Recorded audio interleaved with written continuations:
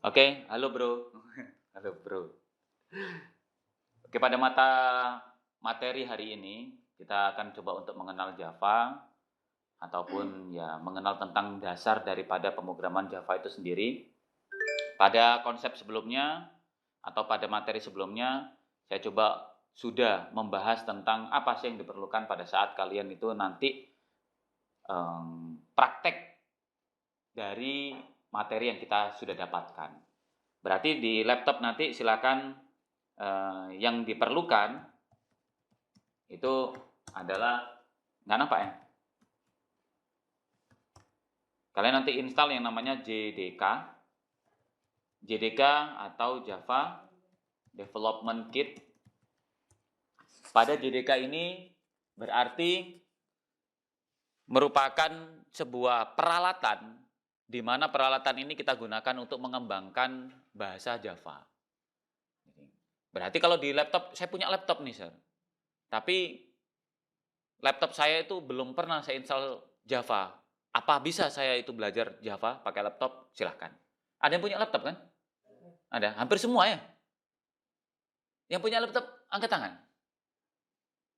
Ngeri kali wah, anak sekarang. Laptopnya. Bawa aja laptopnya. Karena kalau kalian bawa laptop, lebih enak belajarnya. Serius, lebih enak belajarnya. Nanti nggak pindah-pindah flash disk. Kita pakai apa itu tool apa? Misalnya pakai tool Eclipse. Ya udah, kita install aja di laptop kan udah oke kan gitu kan. Jadi, nah JDK ini kalau kita mau buat program pakai bahasa Java itu hukumnya wajib. Karena ini ada mesinnya di dalamnya itu. Ya, mesin di dalam dari Java itu sendiri, hasil kita install JDK itu mesinnya namanya JVM. Mahua JVM? Nah, JVM itu singkatannya adalah Java Virtual Machine. Di mana di dalam JVM ini adalah merupakan sebuah mesin untuk mengenali seluruh bahasa pemrograman Java. Jadi seperti ya bisa jadi di dalamnya itu ada library kamus atau kamus-kamus bahasa Java itu sendiri. Sehingga yang kalian ketik atau yang kalian tulis itu sesuai dengan kaidah bahasa Java. Saya mengerti ini karena sudah ada JVM-nya. Berarti kalau JDK kalian install untuk membuat program pakai bahasa Java ya. Yang kedua adalah JRE. Yaitu JRE adalah Java Runtime Environment. Di mana Java Runtime Environment ini digunakan adalah sebagai lingkungan untuk menjalankan program hasil dari Java gitu. Oh, saya buat program Java nih. Saya mau jalani nih hasilnya nih. Cemana? Apa persyaratan yang harus saya sediakan? Maka harus ada JRE terlebih dahulu. Gitu. Nah, tapi kalau misalnya kalian sudah install JDK, maka tidak perlu install JRE lagi karena JRE ada pada JDK. Tapi kalau kalian install JDK belum tentu JRE ada. Kalau kalian install JRE belum tentu JDK ada. Oke, paham ya? Yang ketiga, kalian butuh yang namanya editor. Nah, editor ini adalah tempat di mana kita menulis coding. Ya, yang di mana kita tempat untuk menulis coding. Yang nantinya coding tersebut akan dikompil dengan menggunakan akan diproses pada JVM itu sendiri. Nah, editor yang kita gunakan boleh kalian menggunakan Notepad. Boleh pakai Notepad boleh. Ya, kayak Notepad kayak saya nih. Nah, ini sekarang Notepad ini. Boleh juga pakai Notepad plus. Fasilitasnya lebih lengkap. Yang namanya plus kan gitu. Pijit biasa kurang enak. Pijit plus. Ya kan, supaya lebih enak. Fasilitas namanya fasilitas plus itu lebih menjanjikan. Insya Allah begitu. Nah, kalau di Notepad ini tidak ada fasilitasnya ya sedikit sekali. Kalau kita buka Notepad plus-nya misalnya, saya coba buka Notepad plus nih ada nih. Oke. Nah, lebih menjanjikan kan? Nah, lebih lengkap, bahasanya pun banyak pilihan, macam-macam lah. Strukturnya pun lebih tersusun rapi gitu kan. Nah, ini dia Notepad plus. Kemudian ada juga yang pakai tool IDE gitu. Ada yang pakai Dreamweaver sekarang. Udah ada yang pakai Dreamweaver. Berarti Dreamweaver. Ada yang pakai J Creator. Ada yang pakai Eclipse. Ada yang pakai NetBeans. NetBeans. Dan banyak lagi yang lainnya. Karena saking populernya bahasa Java ini, para pengembang itu banyak menyediakan tool-tool untuk mengembangkan bahasa Java ini. Nah, ini yang harus kalian perlukan nanti di laptop itu. Install dulu JDK-nya. JDK saya carinya kemana? Gampang. Datang ke apotek, minta tanya sama JDK, insya Allah harganya murah. Karena itu jauh. Jadi JDK-nya silahkan download saja. Tinggal diketik ya, download JDK gitu. Hey Cortana, launch Chrome. Jadi kan kalau kita mau JDK ya udah launch Chrome. Aduh nggak dengar ya. Sorry bro.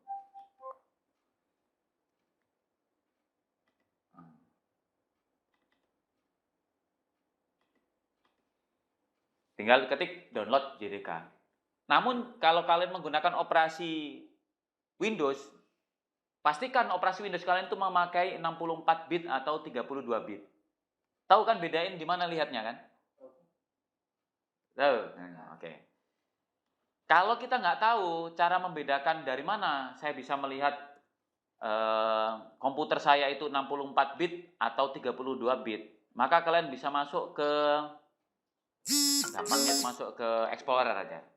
Di Explorer ini nanti di PC atau komputer itu klik kanan, pilih Properties, dilihat. Nah, ini dia. System type ini. Punya saya menggunakan 64 bit operating system. Punya kalian nanti menggunakan operating system yang berapa? 32 atau 64. Gitu. Karena pada saat kalian nanti jalani 64, ya pasti 32 nggak bisa jalan. Sorry, ini mic saya nih. Karena speaker di sini nggak bagus. Udah, itu dia. Nah, kalau nanti cari JDK tinggal di sini ketika ada download JDK. Nah, udah ada nih download JDK, tinggal klik download. Nah, ini kan JDK nih. Ada JDK, ada JRE. Pilih yang download JDK-nya. Klik aja, langsung ke download. Install, next, selesai. IKA harus bisa install. Minimal lulusan IKA adalah bisa install. JRE juga sama yang tadi kan, pada saat download JRE sudah selesai. Nah, saya coba di sini akan menuliskan sebuah kode singkat tentang Java itu sendiri. Kode singkat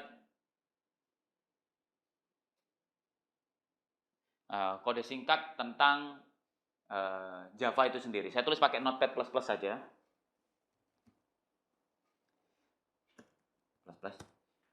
Nah, di sini saya coba untuk mengerjakan yang namanya luas segitiga. Judul dalam materi kita itu kan sebenarnya algoritma dan basic programming gitu kan. Algoritma itu berarti urutan di dalam membuat sebuah program. Pada saat kalian dulu SMA, itu sebenarnya kalian sudah belajar yang namanya basic programming sebenarnya. Algoritma sudah belajar.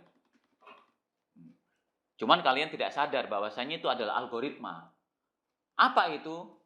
Pada saat kalian belajar tentang fisika atau matematika, ya kan? Tentang fisika atau matematika yang hubungannya adalah soal cerita. Pasti guru kalian tuh mengatakan, oke, apa sih yang diketahui?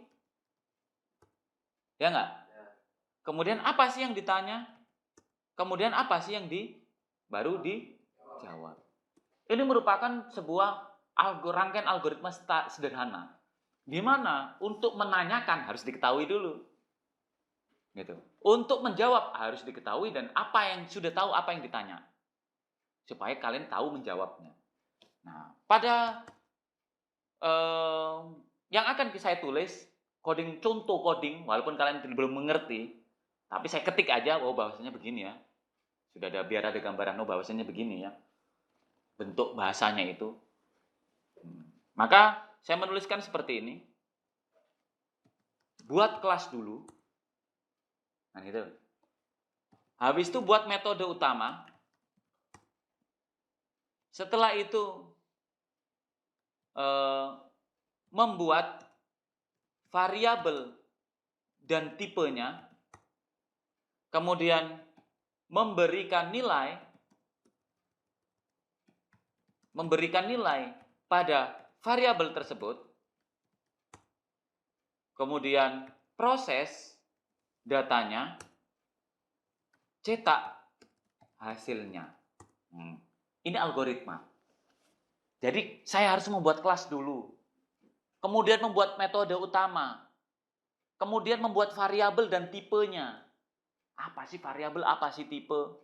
Nanti saya jelasin. Kemudian memberikan nilai pada variabel tersebut, terus proses datanya dan cetak. Saya coba bentukkan dalam bentuk notepad plus-plusnya. Oh, tadi udah kebuka ya. Saya membuat untuk menghitung luas segitiga ya. Berarti saya pilih language-nya dalam bentuk Java. Oke. Terus di sini ini program untuk menghitung luas segitiga. Saya tulis seperti ini.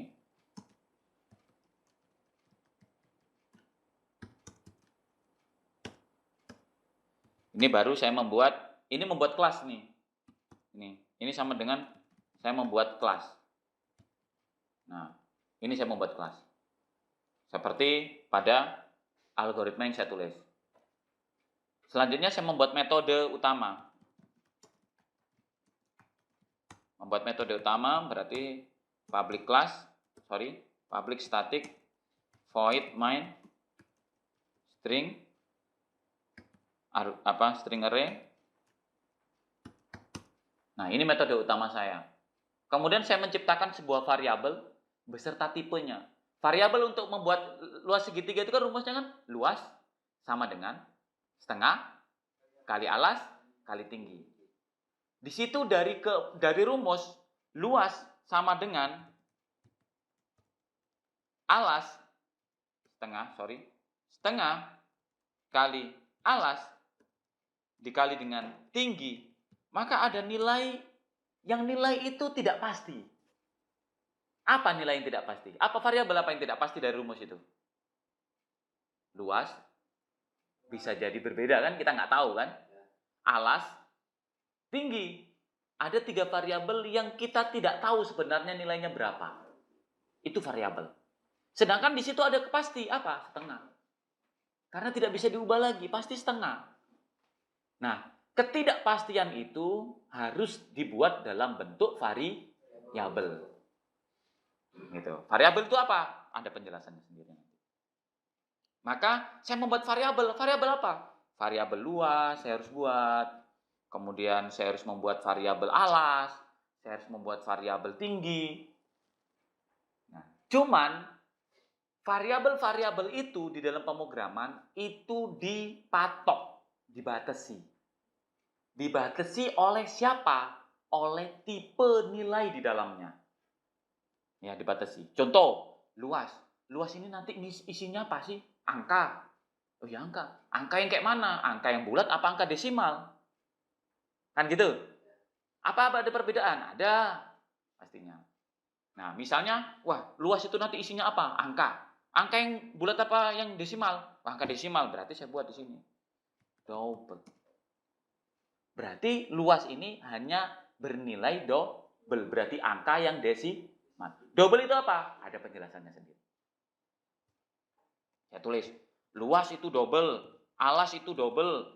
Tinggi itu double. Ini adalah mana tadi? Membuat variabel dan tipenya. Luas, alas, dan tinggi variabel double merupakan tipe isi dari variabel luas, alas, tinggi. Berarti nggak boleh diisi selain angka.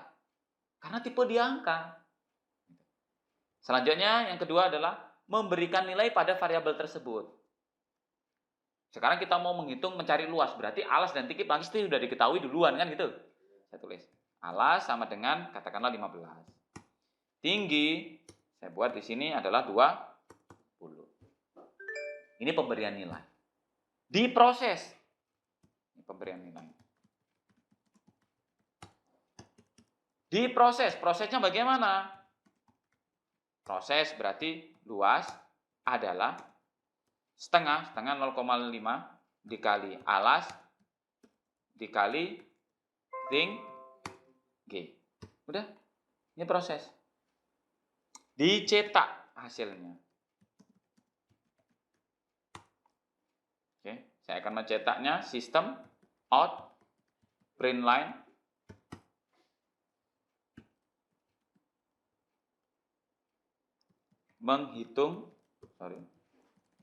menghitung luas segi 3.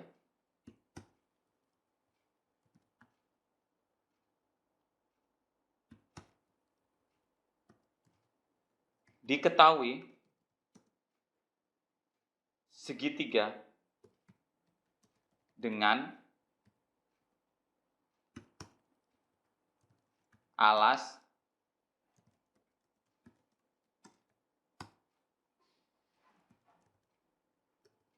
dan tinggi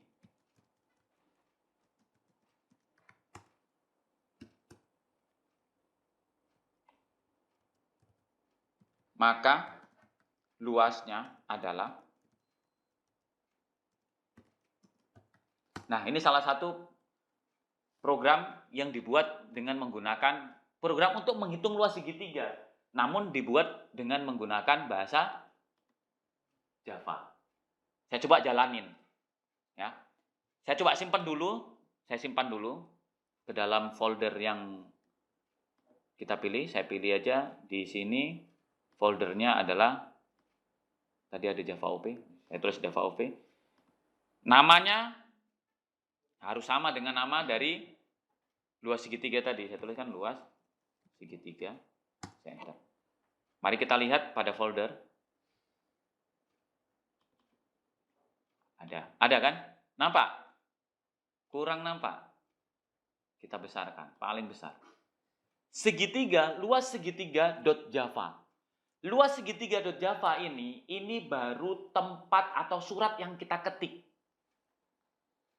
Belum dikirim surat kepada si komputer kan gitu. Ya kan? Komputer nggak ngerti lah apa yang kamu ketik. Itu kan baru bentuk surat yang kamu ketik.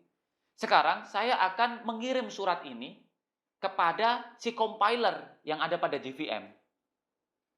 Kira-kira tulisan saya ini mereka ketahui, mereka pahami apa tidak? Kalau mereka pahami, barulah dijalankan oleh si komputer kan gitu. Nah, kalau tidak dipahami berarti kita dibilang error, disuruh memperbaiki. Tapi kalau dipahami berarti mereka jalankan. Pengiriman surat yang kita lakukan kepada si compiler itu disebut dengan compile. Kegiatan mengcompile. Oke. Sekarang saya coba untuk mengcompile. Ini saya simpan ke dalam C, username Lenovo, desktop Java OP luas segitiga. Nah, gampang videonya nanti bisa kalian tengok di YouTube. Jangan lupa subscribe dulu.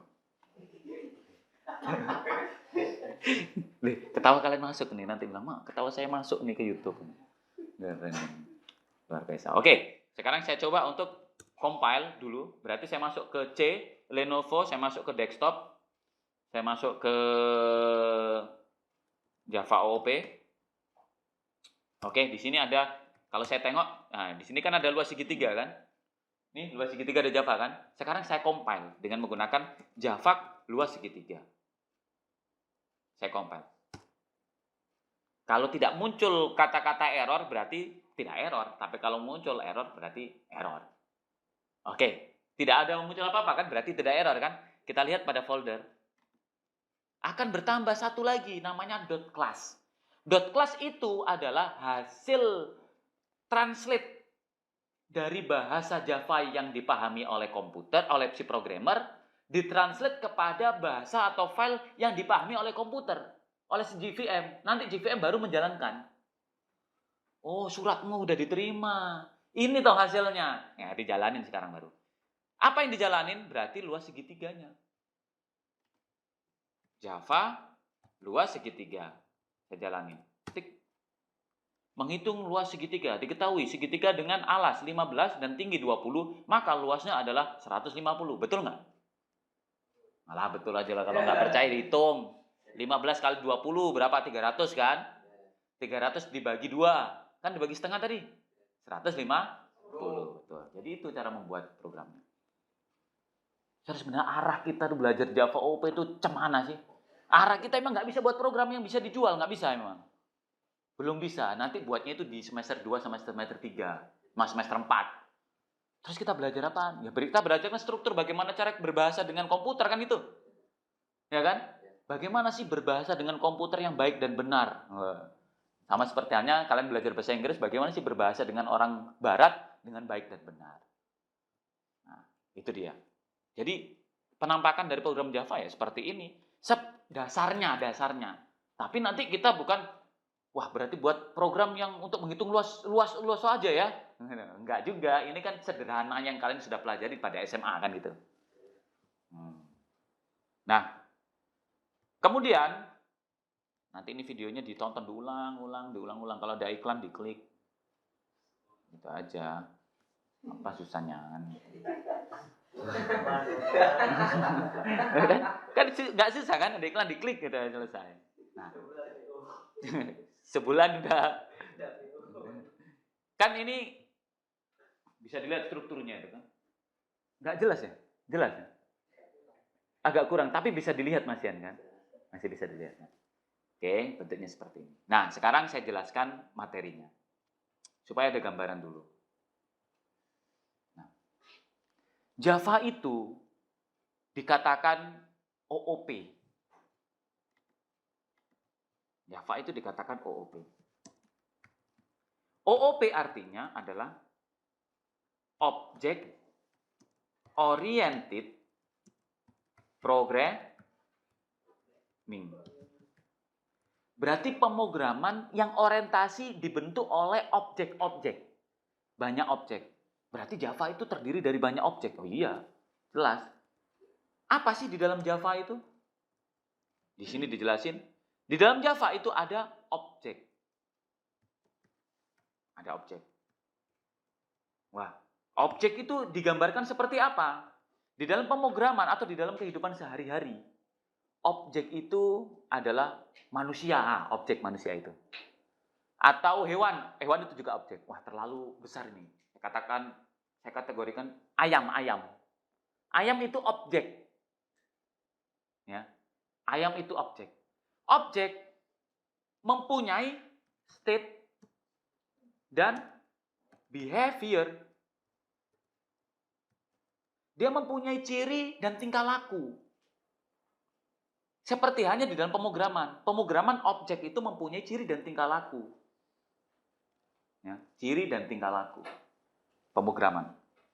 Kalau ayam, apa state-nya? Nah, state ayam ya, kita hanya bisa mengubah sesuai dengan state yang sudah ada.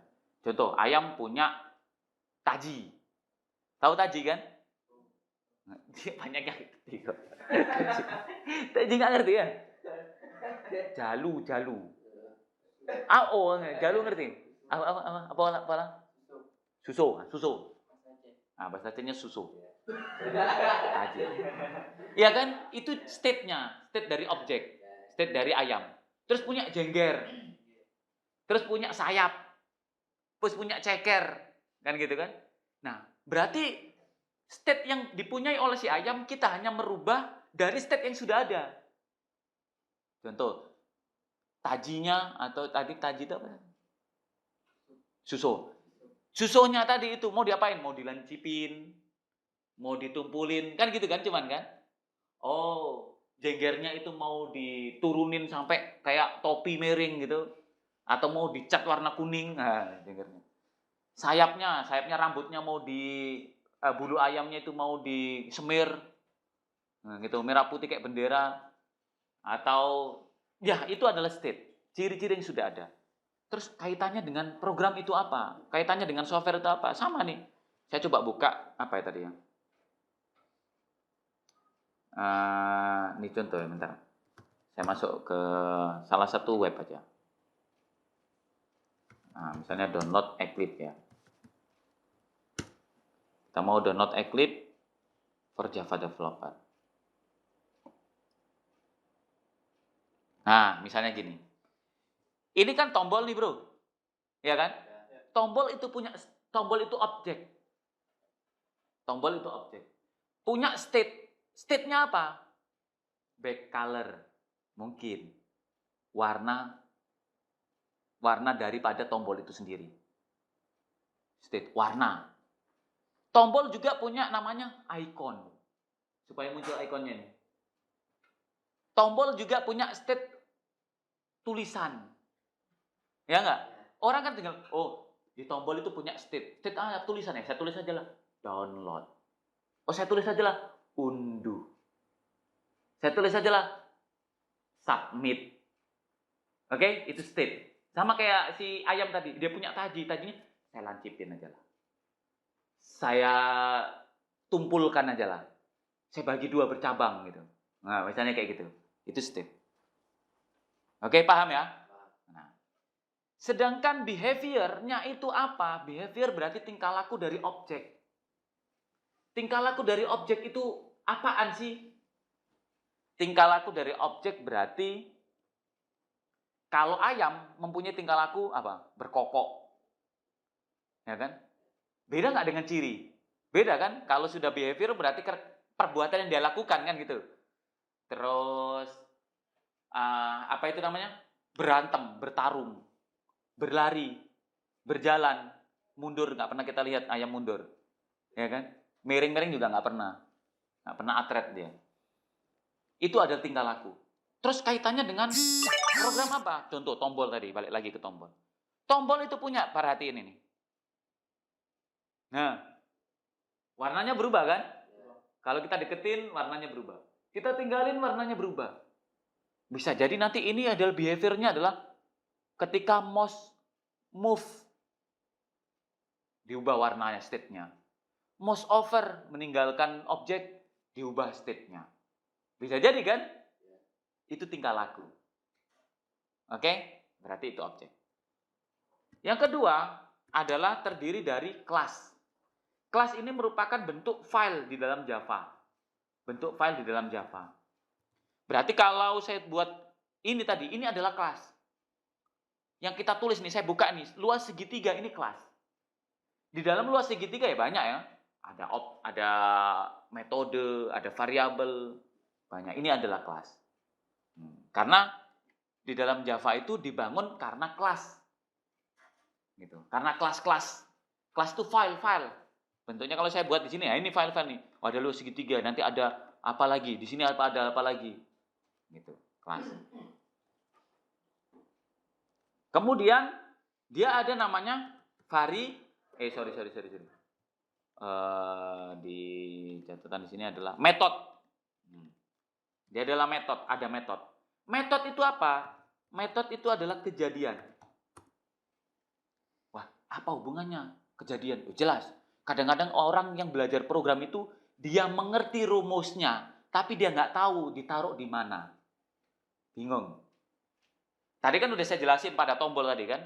Jadi kalau misalnya ayam itu sudah punya ciri-ciri, sudah punya state, dia punya behavior, dia punya naluri berantem, tadinya sudah dilancipin. Tapi kapan dia berantem? Kalaupun ayam itu paham, woi kamu berantem ya, ketika saya bilang mulai, berantem dia. Atau ketika saya tekan tembak, dar, mulai berantem dia. Dar, itu adalah metode. Oke? Berarti metode digunakan kapan? Ya pada saat kalian digunakan untuk kapan. Contoh, saya balik lagi ke web tadi. Kita di tombol ini adalah download. Ya enggak? Tombol ini untuk download. Tombol ini punya state, punya warna, punya tulisan.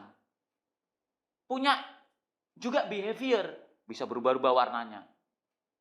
Tapi tombol ini kegunaannya untuk download, untuk mengunduh, untuk mengambil file. Bisa nggak sekarang saya ambil filenya? Bisa. Dengan catatan apa? Diklik.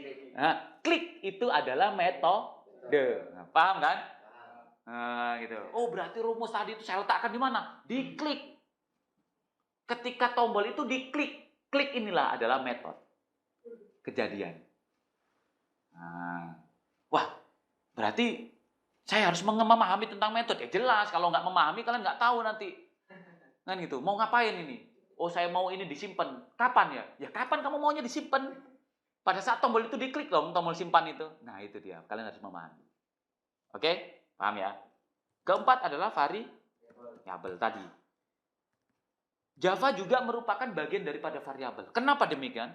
Karena hampir 90% pembuatan program itu membutuhkan variabel. Kenapa?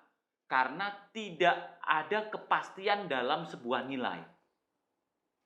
Contoh, saya membuat program untuk menghitung luas segitiga. Berarti kan sebenarnya rumus program ini digunakan untuk menghitung luas segitiga yang tidak tahu luas alasnya berapa, yang tidak tahu tingginya berapa. Benar kan? Wah, tapi itu kan udah ditentuin itu. Ya udah ditentuin, ini beda. Nanti kan besok masukkan gini, masukkan alasnya. Saya tulis 10. Siapa yang mengangkut 10? Alas. Ya kan? Saya masukkan tingginya berapa itu? Tingginya saya ketik 100. Siapa yang mengangkut 100? Tinggi yang mengangkut nilai diisi oleh si user itu disebut dengan variabel yang mengangkut. Dia menyimpan sebenarnya. Loh, berarti hampir semua dong dalam pemrograman itu pakai variabel. Jelas. Kalau enggak kan nilainya absolut. Ya, nggak bisa digunain lagi, nggak bisa dipakai lagi kan? Kalau sudah absolut. Wah, ini program saya ini tidak ada variabelnya. Variabelnya tidak ada variabelnya, langsung. Menghitung luas segitiga adalah 10 dikali 15. Hasilnya 0,5 dikali 10 dikali 15. Maka hasilnya adalah 75. Udah. Wah, saya punya ini luas segitiga. Punya segitiga. Tapi alasnya itu 50. Tingginya itu 20. Kira-kira bisa nggak pakai programmu? Nggak bisa. Program saya cuma menghitung 10 kali 15. Kalau nggak pakai variabel. Maka variabel diperlukan. Udah bisa pahami kan? Variabel itu yang mana? Yang ini saya jelasin. Ini luas, ini alas, ini tinggi. Itu variabel. Metode itu yang mana? Yang ini dia. Metode utama. Kok metode utama sih? Kenapa metode utama? Karena metode utama ini adalah kalau saya isi apapun di dalam daripada yang saya tekan tambah ini, itu akan dibaca pada saat saya jalankan Java. Itu metode utama. Oh, berarti kalau saya mau jalanin Java, program saya langsung dijalanin, saya letakkan di mana ya? Di situ. Contoh, saya membuat metode yang lain. Saya pindahkan aja ini ke metode yang lain. Tidak saya letakkan di situ. Saya buat metode ya di sini ya. Ini metode lain. Saya buat privat static hitung luas. Oke, saya copy. Berarti di metode utama tadi ini kan metode yang dibaca ketika saya jalankan program kan? Sekarang di situ saya kosongin. Tapi metodenya saya pindahin. Kalau metode ini itu apa? Metode ini ya hanya sebuah daftar pustaka. Kapan digunain? Nggak digunain. Ya cuma tulis aja. Hitung luas. Oke? Saya menuliskan perintah. Kapan digunain? Saya nggak gunain kok. Saya menulis saja. Gitu. Tapi beda kalau di sini. Di metode ini. Metode ini itu apa? Ya, metode ini kalau kamu letakkan di situ saya akan baca ketika kamu jalankan.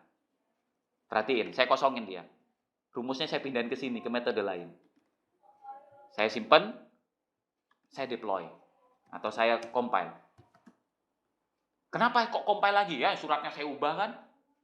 Supaya dijalanin lagi kan berarti suratnya saya ubah, saya kirim balik suratnya kan? Nah, karena saya compile. Public, static. Oke. Dia minta return, berarti saya buat void aja.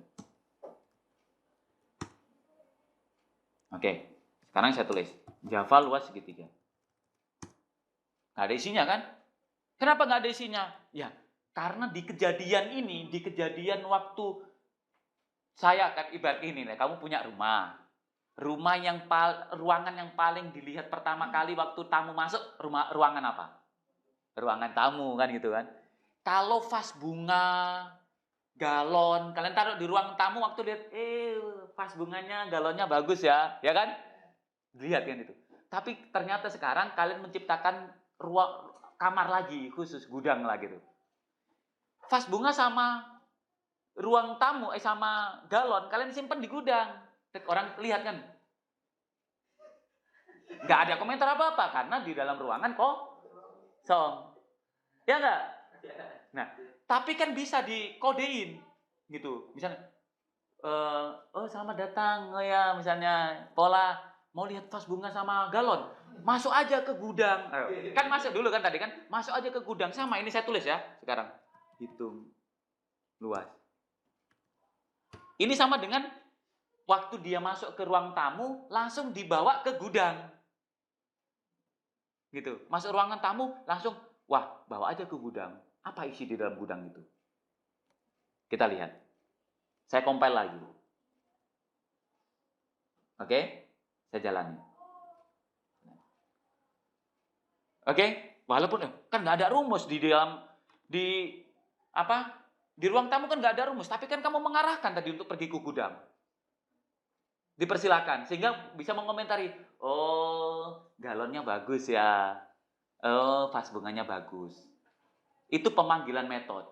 Kalau tadi pertama, yang versi saya pertama tadi, kamu datang, vas bunga ada di ruang tamu, kamu langsung komentar, oh vas bunga bagus, galonnya bagus. Yang kedua, vas bunganya dihilangin, disimpan ke gudang, masuk nggak ada komentar, nggak ada apa-apa. Yang ketiga, baru masuk langsung Pak ke gudang aja lihat. Oh, vas bunganya bagus, sama kan? Gitu. Paham ya? Udah nih kan? Program ya. Mudah-mudahan paham. Itu penjelasan saya terbaik tuh. Selama saya mengajar, inilah penjelasan saya yang terbaik. Jadi kalau kalian belum mengerti, berarti saya nggak ada penjelasan lagi yang lain. Nah, udahlah kayaknya itu takdir gitu kalau nggak ngerti itu. Takdir. Atau kita lihat aja, dijawab dengan waktu aja lah. Gitu. Oke, saya lanjut lagi. Nah, ini pahami aja nih. Wow, ini membaca yang di sini, gitu aja ya. Penjelasan yang berikutnya, identifier. Oke. Ketika, aturan-aturan dulu ya. Nah, peraturan di dalam membuat Java itu ada peraturannya, bro. Apa peraturannya? Apakah kayak saya tinggal ngetik-ngetik program Java kayak gini aja? Enggak juga lah. Ya kan? Tinggal ngetik-ngetik aja semua orang bisa gitu. Tapi ada peraturannya. Nah, sekarang yang kalian harus perhatikan peraturan. Peraturan itu ada yang sifatnya wajib, ada yang sifatnya sunat muakkad. Kalau wajib berarti harus kayak gitu. Kalau sunat muakkad berarti sebenarnya nggak kalian lakuin juga tidak error. Tapi Java mengharapkan seperti itu gitu. Sebenarnya tidak mengerjakan sunat tadi itu nggak dosa, tapi itu adalah sunnah yang dianjurkan. Nah, paham ya? Enak gitu. Apa itu? Java menganut case sensitif. Mahua case sensitif? Case sensitif adalah besar kecil huruf dipermasalahkan sama Java. Wah, kamu menulis apa nih? Publik. Kok pakai huruf besar? Saya nggak paham publik itu apa. Yang saya pahami adalah publik itu kecil tulisannya. Itu sensitif case. Sensitif dia. Kelas itu saya yang tahunya itu kelas itu kecil semuanya. Kenapa kamu tulis huruf besar? Dia itu adalah sensitive case. Ya, berarti besar kecil huruf menjadi masalah. Wah, berarti saya harus menghafal dong. Iya kalau bisa. Tapi kalau pakai IDE nanti dibantu. IDE pakai apa? Misalnya pakai Eclipse atau NetBeans. Waktu salah ketikan nanti misalnya kelas kalian tulis C-nya besar, itu akan dicoret atau dikasih tanda merah bawahnya. Itu apa sih yang kamu tulis itu? Coba ganti apa sebenarnya? Ya kan gitu dia bilang. Secara tidak langsung, cuma dia nggak bilang. Nama kelas sekarang. Setiap kita membuat sebuah file, itu diawali dengan sebuah kelas. Karena kelas ini menentukan nama dari objek, nama dari file. Seperti hari kalian mengetikkan Word, kan kalian simpan dengan nama file kan? Nah, nama kelas ini menentukan nama file. Apa yang tidak diperbolehkan daripada nama kelas? Yang pertama, kelas itu boleh diawali dengan huruf A sampai ke Z. Misalnya, saya tulis luas segitiga. Kan awalnya huruf kan? L nih kan? Ya nggak? Atau kata-kata yang lain. Atau boleh diawali dengan dolar. Dolar luas. Boleh. Atau boleh diawali dengan underscore. Underscore luas. Atau double underscore luas juga boleh. Nah, itu nama dari kelas. Nama juga variabel sama. Variabel juga nggak, peraturannya sama. Nggak boleh diawali dengan selain huruf atau dolar atau underscore. Selain itu nggak boleh. Kemudian nama kelas tidak bersifat, nama kelas itu diusahakan huruf besar di awal. Misalnya luas segitiga, berarti saya tulis luas segitiga. L-nya besar. Oh, berarti kalau saya ngetik Java itu, kalau diawali huruf besar, berarti itu kelas ya? Iya, kelas. Berarti kalau saya menggunakan huruf kecil, error nggak? Nggak error, cuman kita tidak sesuai dengan peraturan. Sehingga nanti program kita di-download oleh orang atau dikerjakan secara tim, ya nggak ngerti, ini apa kamu buat ini? Ini nama apa nih? Kok hurufnya kecil? Nah, karena tidak dalam satu peraturan, paham kan? Apabila nama dari kelas terdiri dari lebih dari satu suku kata, contoh luas, 1, segitiga, 2, kan gitu kan? Maka setiap awal dari suku kata dibuat huruf besar. Itu nama kelas. Berarti kalau nanti kita membuat luas persegi panjang, berarti luas persegi panjang. Wah, saya nggak mau lah dempet-dempet kayak gitu. Nanti cepat berkeringat. Ya udah, berkeringat kan deket kan panas kan. Ya udah, buat aja pakai underscore. Boleh juga pakai underscore. Nggak boleh pakai spasi. Wah, itu nggak boleh pakai spasi. Huruf hukumnya itu haram. Nah, jadi kalau pakai spasi error bisa jadi. Oke. Terus tidak boleh diawali dengan angka. Misalnya kayak gini kalian tulis. 212 luas. Wiro Sableng luas. Nggak boleh. Awalnya kenapa? Karena angka. Kalian Wiro Sableng tahu? Umur berapa kalian? Masih SD ya? Kok SD sih? Saya dulu juga SD kok Wiro Sableng itu. Angka nggak boleh bro ya. Atau kalian awali dengan strip kayak gini nggak boleh bro. Underscore boleh. Dolar boleh. Oke, paham ya? Paham. Itu nama dari kelas. Kemudian nama dari metode. Apa itu metode? Metode berarti di dalam kelas. Yang tadi itu, ini metode nih. Ini metode. Di dalam kelas. Ini kelasnya tadi nih. Ini kelas. Kalau saya tutup, ya habislah kelasnya. Kelasnya cuma satu kan. Ya enggak? Saya buka kelas, banyak metode. Boleh nutup. Ini metode. Boleh nutup. Ini metode. Oke. Nama metode kebalik hampir sedikit berbeda. Nama metode tidak boleh pakai spasi. Sama peraturannya. Kayak nama kelas. Nama metode tidak boleh diawali dengan angka dan strip. Sama kayak nama kelas. Nama metode harus diawali dengan huruf underscore atau dolar. Sama seperti kelas. Perbedaannya di mana? Nama metode awalnya diawali dengan huruf kecil. Apabila terdiri dari lebih dari satu suku kata, maka setiap suku kata di awal huruf kecil, suku kata berikutnya baru huruf besar. besar. Ini contoh, hitung luas. Misalnya, saya tulis lagi, misalnya saya buat apa? Hitung persegi panjang, berarti hitung persegi panjang. Oke, paham ya? Berarti kalau huruf awalnya itu kecil, dilanjutkan dengan huruf awalnya besar, itu namanya metode. Hal ini berlaku juga untuk variabel, hampir mirip dengan metode. Huruf awalnya itu kecil, huruf berikutnya adalah besar. Oke, lanjut. Oke, itu peraturannya, bro.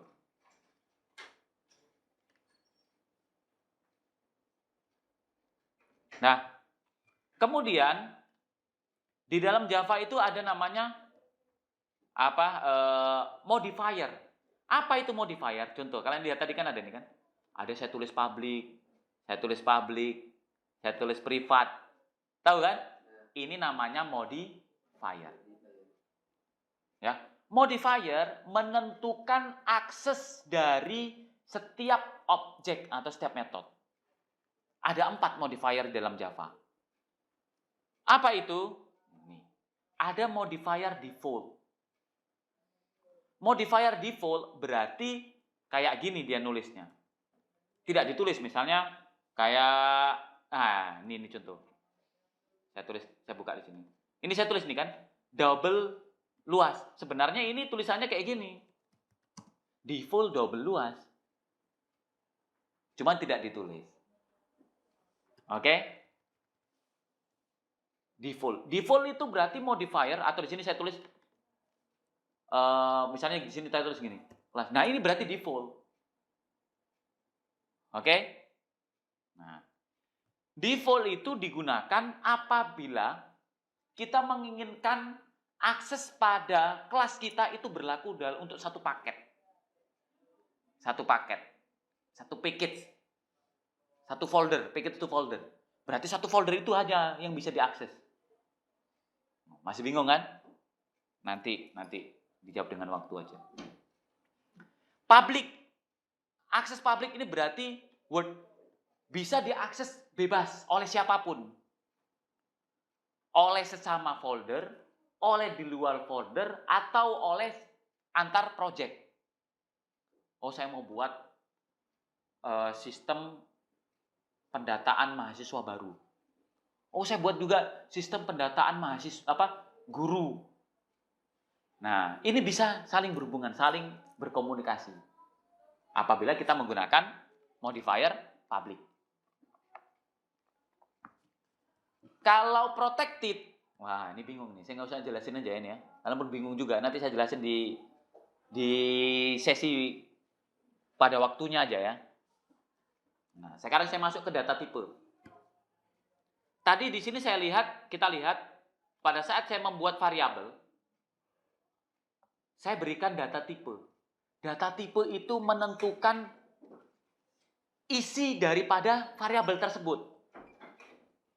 Wah, data tipe variabel itu apa sih sebenarnya itu?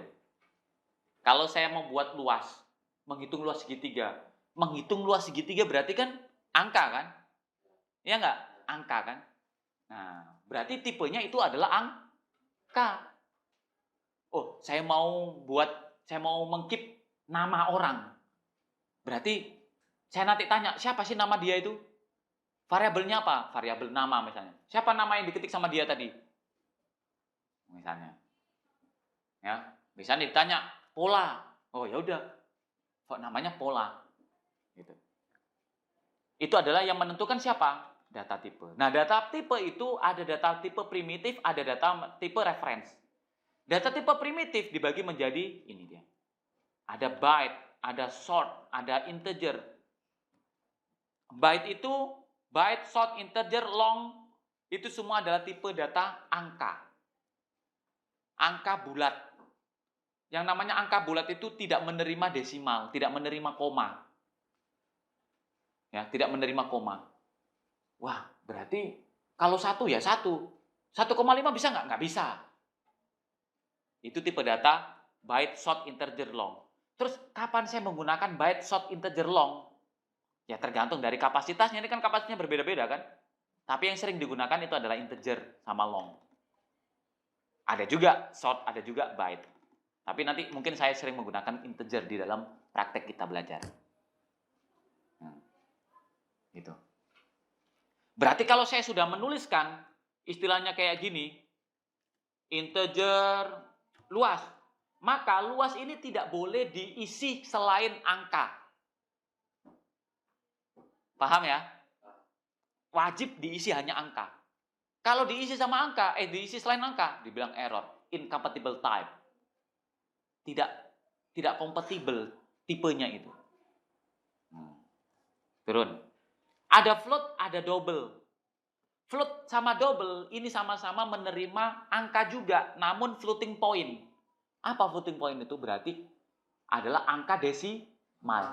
Berarti, saya menggunakan float, saya menggunakan double. Misalnya saya tulis double alas. Berarti alas ini, variabel ini menyimpan angka dalam bentuk desimal. Saya kan menulisnya cuma 10, tetap yang ditampilkan adalah 10,0. Saya menuliskan 10,50 boleh nggak? Ya, 10,5. Gitu. Oke? Bingung? Sedikit? Oke, masih sedikit nggak apa-apa, itu nanti wajar-wajar. Ya, ini bus baru nih. Kalian nggak pernah naik bus misalnya, baru naik bus, bus baru gitu kan, lihat bau fresh, apa itu namanya, gladi, glad, bau glad, waduh mual, saya pusing, wajar, nanti kebiasaan nanti. Gitu. Oke, alas. Terus kenapa, Sir, kok tadi di contoh itu kok Sir cuman kasih contoh double aja, ya kan?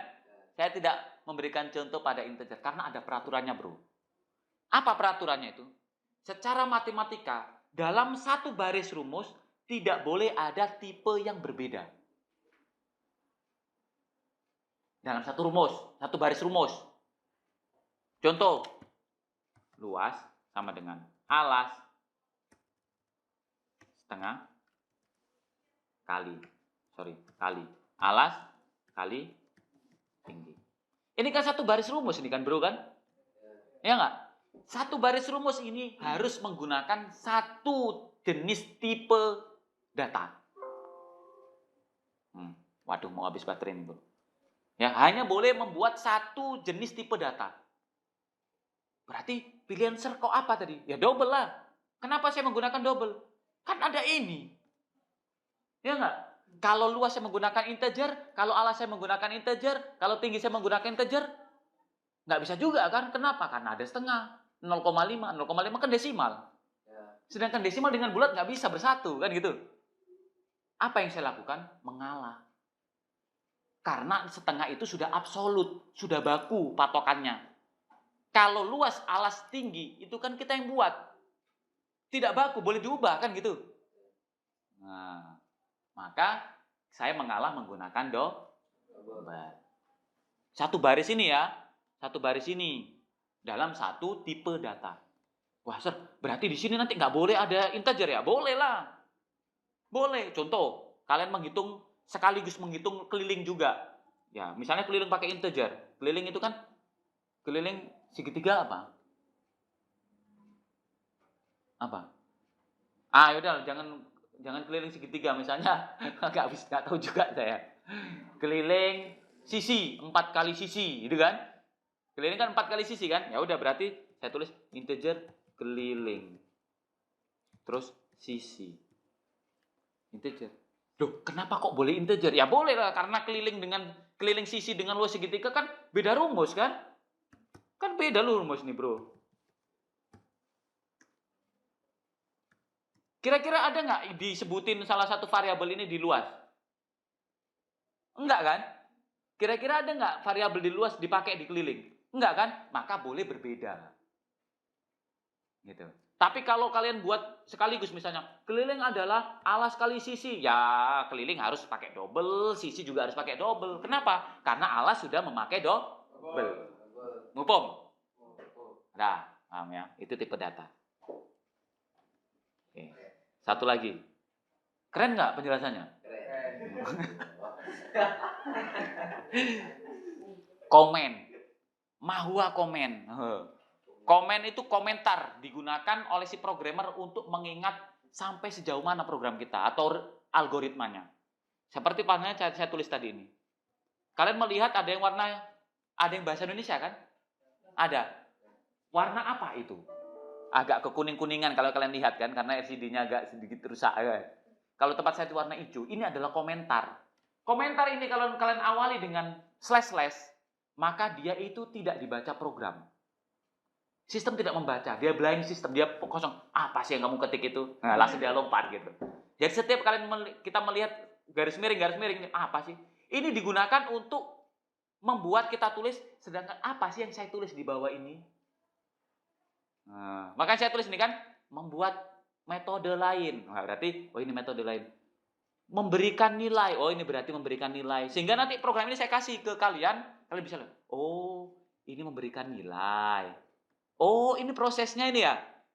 Oh, ini dicetak di layar nih, ini cetak di layar. Kenapa? Karena kita membaca ini.